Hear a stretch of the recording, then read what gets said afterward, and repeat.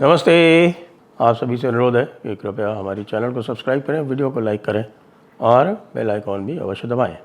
ममता बनर्जी बहुत अधिक चिंतित हैं और ममता बनर्जी के चिंता का कारण भी है। जो स्पेशल इंटेंसिव रिवीजन है वो तो एक कारण है, लेकिन स्पेशल इंटेंसिव रिवीजन के कारण वो और भी कार्य कर नहीं पा रही हैं और उनके लिए ये समस्या ये पैदा हो रही है कि भाई अगर स्पेशल इंटेंसिव रिवीजन मान लीजिए अगर बंगाल में होता है तो फिर कितने वोट जो हैं वो कट जाएंगे, क्योंकि जो अभी तक आंकड़े आ रहे हैं बिहार में 65 लाख कट गए हैं और जो अनुमान है कि बंगाल में कम से कम 1.25 से 1.5 करोड़ जो नाम है वो तो कटेंगे ही कटेंगे।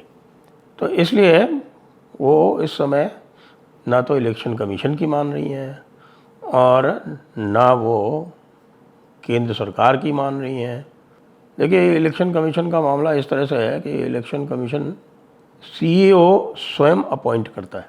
जो चीफ इलेक्टरल ऑफिसर होता है, जो इलेक्शन कमीशन के द्वारा जो किए जाते हैं चुनाव, उनको ओवरसी करता है, उनको देखता है, वो इलेक्शन कमीशन स्वयं अपॉइंट करता है। वो एक शॉर्ट लिस्ट मंगाता है, शॉर्ट लिस्ट में से नाम चुनता है और यदि शॉर्ट लिस्ट में उसको नाम सूटेबल नहीं लगते हैं तो फिर उनको रिजेक्ट करके दूसरी शॉर्ट लिस्ट मंगाता है। अल्टीमेटली वो उसका ये प्रयास होता है कि भाई ऐसे व्यक्ति का चुनाव किया जाए जो कि निष्पक्ष रहे और सरकार के दबाव में ना आए।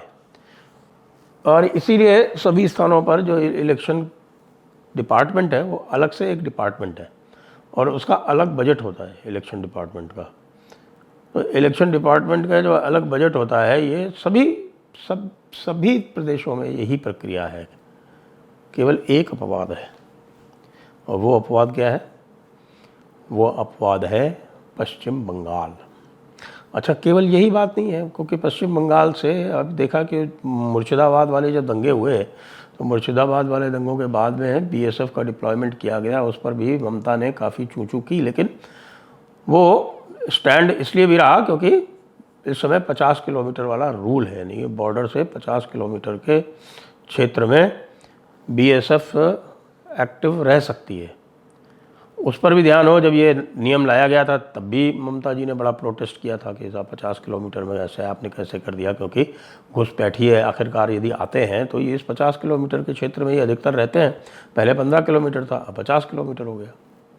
तो ममता जी को ये डर है कि भाई उनका जो वोट बैंक है वो चला जाएगा, लेकिन इसका पूरा रिसर्च और इसकी पूरी तैयारी जो है वो भारत सरकार के पास है और भारत सरकार को भी ये अनुमान है कि ये इलेक्शन डिपार्टमेंट को अलग नहीं करेंगी। इलेक्शन डिपार्टमेंट को अलग करने के लिए पत्र आपके इलेक्शन कमीशन ऑफ इंडिया ने चीफ सेक्रेटरी को लिख दिया है कि अलग से बजट, अलग डिपार्टमेंट, ये आप इसकी जो है व्यवस्था कीजिए। अभी पश्चिम बंगाल का जो इलेक्शन डिपार्टमेंट है वो होम डिपार्टमेंट के अंतर्गत है।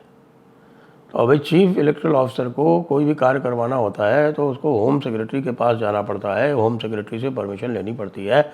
ऐसी स्थिति में एक प्रकार से जो एक अज्ञात जो उनके ऊपर दबाव रहता है वो तो रहता ही है, क्योंकि बजट तो सबको चाहिए। इसी के साथ में एक और बड़ा मामला आया है और वो बड़ा मामला ये आया है कि साहब स्थान स्थान से जो आधार कार्ड मिल रहे हैं और जो सर्टिफिकेट्स मिल रहे हैं वो सारे के सारे 24 Pargana, north, particularly north 24 Pargana, वहाँ से इशू हुए मिल रहे हैं। और जब उनको वेरिफिकेशन के लिए भेजा जा रहा है तो उनका कुछ अता पता नहीं चल रहा है। आपको पता है कि इस समय पूरे देश में अवैध बांग्लादेशियों को पकड़ने के लिए पूरी तरह से एक अभियान चल रहा है और उन अवैध बांग्लादेशियों को फिर वापस भेजा जाता है, मुख्यतः असम के और त्रिपुरा के रास्ते। वैसे तो पश्चिम बंगाल के रास्ते भी भेजा जा सकता है, लेकिन पश्चिम बंगाल के रास्ते जो भी लोग जा रहे हैं वो अधिकतर वो हैं जो स्वयं जाना चाहते हैं, स्वयं भागना चाहते हैं वापस, क्योंकि उनके लिए समस्या खड़ी हो गई है। समस्या ये खड़ी हो गई है कि स्थान स्थान पर उनको ढूंढा जा रहा है और न केवल उनको ढूंढा जा रहा है, जो एक अभी जो सिटीजनशिप एक्ट में जो बदलाव हुआ, उस सिटीजनशिप एक्ट के बदलाव के अंतर्गत ये पाया गया कि ये प्रावधान कर दिया गया कि जो लोग इनको ट्रांसपोर्ट करेंगे या जो लोग इनको स्थान देंगे, इनको बचाएंगे, इनको शेल्टर देंगे, वो भी सभी जो हैं वो सज़ा के भागी बनेंगे। इस कारण से अब जिन्होंने भी इनको बसा रखा था, जिन्होंने भी इनको स्थान दे रखा था, शेल्टर दे रखी थी, वो सारे के सारे हो गए अत्यंत इनसिक्योर। और वो अत्यंत इनसिक्योर होके और उसके बाद उन्होंने इनके ऊपर से हाथ खींच लिया और ये सब इधर उधर भागने लगे।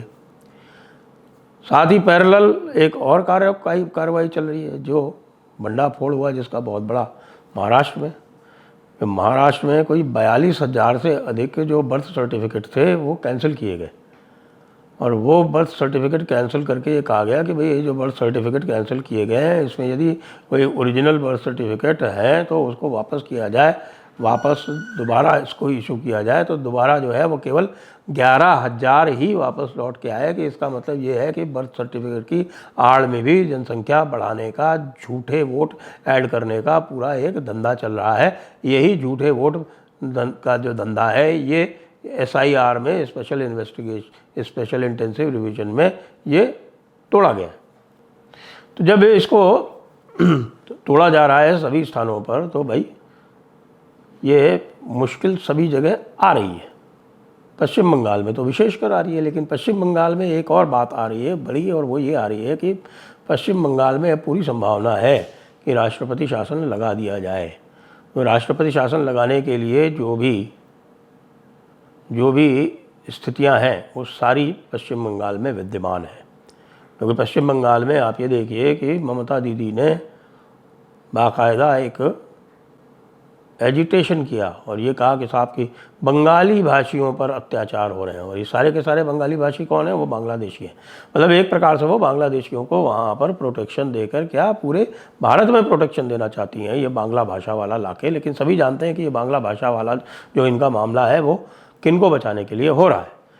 ये एक बड़ा कारण है। दूसरा कारण जो है, ये जो इलेक्शन कमीशन को जो नॉन कोऑपरेशन हो रहा है, तो उसमें फिर वहाँ पर चुनाव फ्री और फेयर किए जाने संभव नहीं है। ये रिपोर्ट जिस दिन भी आएगी उस दिन आप समझ लीजिए कि ये एक नेशनल सिक्योरिटी का मामला बन जाएगा। वैसे भी नेशनल सिक्योरिटी का मामला तो बना ही हुआ है, उनके नेशनल सिक्योरिटी का मामला तो बना ही हुआ है। और नेशनल सिक्योरिटी के ग्राउंड पर किसी भी सरकार को कभी भी बर्खास्त किया जा सकता है। उसके लिए आप चाहें तो सीधे कर दें, आपके पास जो रिपोर्ट्स इत्यादि हैं उसके स्थान पर उसके कारण हो सकता है। और ये चीज़ जो है, ये जो बम्बई वाला जो जजमेंट है उसमें साफ लिखी हुई है। क्योंकि बम्बई वाले जजमेंट में लोग केवल उसको अधूरा पढ़ते हैं। वो कर्नाटका वाला SR बम्बई क्योंकि लिखा हुआ है इसलिए कर्नाटका वाला जजमेंट पढ़ते हैं। लेकिन बाकी जो अन्य जजमेंट हैं जिसमें मध्य प्रदेश, राजस्थान और हिमाचल प्रदेश की सरकारें बर्खास्त की गई थी, उसको वो बिल्कुल देखते तक नहीं है।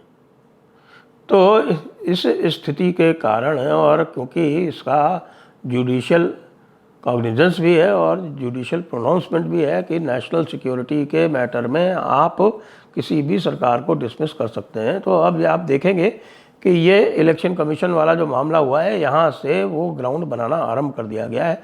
हो सकता है कि अब सरकार की तरफ से 256 का डायरेक्टिव भी चला जाए।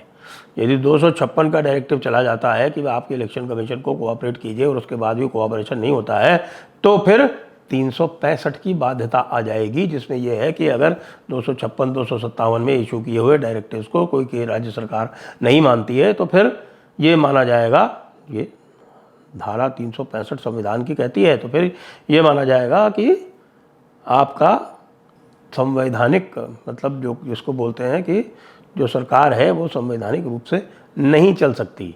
ये अजम्पशन, ये प्रिजम्पशन हो जाता है संविधान के अंतर्गत। इस तरह के प्रिजम्पशन के बाद तो फिर अगला जो स्टेप है वो 356 ही है भाई। वो 356 सीधा सीधा है, फिर उसमें कोई बचाव आपको मिलता नहीं है। तो इसलिए ममता जी के रास्ते कठिन हैं और ममता जी ने इसी भय से BSF से कोऑपरेट करना आरंभ किया।